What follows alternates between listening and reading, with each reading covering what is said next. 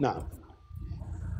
أيضا في رواية قالت عائشة: فعلناها مرة فاغتسلنا في الذي يجامع ولا ينزل.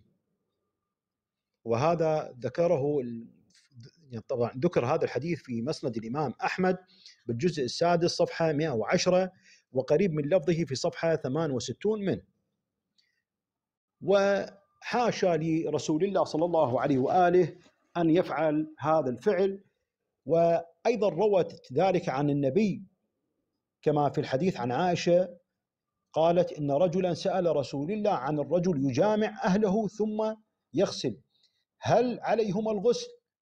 وعائشة جالسة، فقال رسول الله: إني لأفعل ذلك أنا وهذه ثم نغتسل. وهذا موجود في صحيح مسلم الجزء الأول صفحة 187، وفي مسند أبي عوانة الجزء الأول صفحة 289.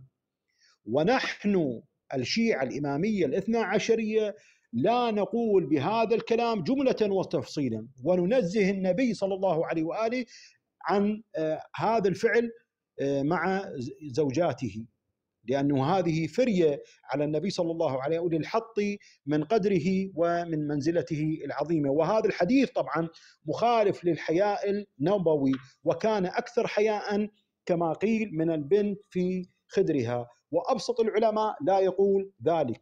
وفي رواية قالت عائشة: كنت أمد رجلي في قبلة النبي صلى الله عليه وآله وهو يصلي، فإذا سجد غمزني فرفعتها، فإذا قام مددتها. وهذه أيضا ذكرها البخاري في صحيحه بالجزء الأول صفحة 145، باب ما يجوز العمل في الصلاة. وعن عمرة عن عائشة قالت: صلى النبي صلى الله عليه في حجرة والناس يأتمون به من وراء الحجرة يصلون بصلاته. وهنا طبعا هذا ذكر في مسند الإمام أحمد الجزء السادس صفحة 30. وهنا مشكلة، طبعا الحائط يمنع الاتصال بالنسبة لصلاة الجماعة، فلا جماعة لمن وراء الحائط. وقالت: كنت أدخل مع النبي صلى الله عليه وسلم في أزاره وأنا حائض. وقالت: كنت أغطي سفلي وأنا حائض فيباشرني. طبعا هذا ذكر في المعجم الأوسط للطبراني الجزء الخامس صفحة 226، والمعجم الأوسط بالجزء السابع صفحة 69. وحاشا لرسول الله صلى الله عليه وآله أن يفعل هذه الأمور التي تحط من قدره الشريف. وفي مسند أحمد عن عروة عن عائشة أن رسول الله صلى الله عليه وآله قبل بعض نسائه ثم خرج إلى الصلاة ولم يتوضأ.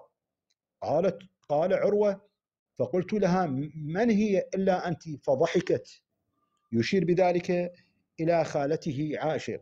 هذه الرواية عن عروة بن الزبير. وأمثال هذه الأحاديث الكاذبة كثيرة بالتراث الإسلامي. طبعا هذه الرواية التي ذكرناها الأخيرة موجودة في مسند الإمام أحمد بالجزء الأول صفحة 210. أيضا أحاديث موضوعة وضعها مثلا عمر بن العاص.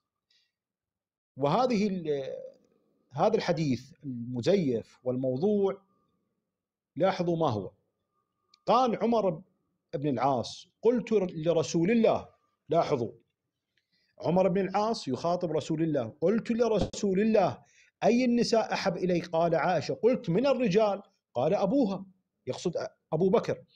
إذن طرحوا هذا الحديث قبال الحديث الصحيح الذي قاله النبي صلى الله عليه وآله وذكر على لسان عائشة: أي النساء أحب إلى رسول الله؟ قالت: فاطمة. قالوا: ومن الرجال؟ قالت: بعلها.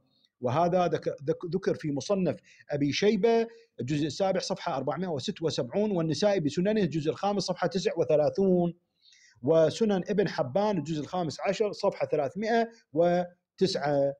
نكمل إن شاء الله بالجزء التاسع عشر.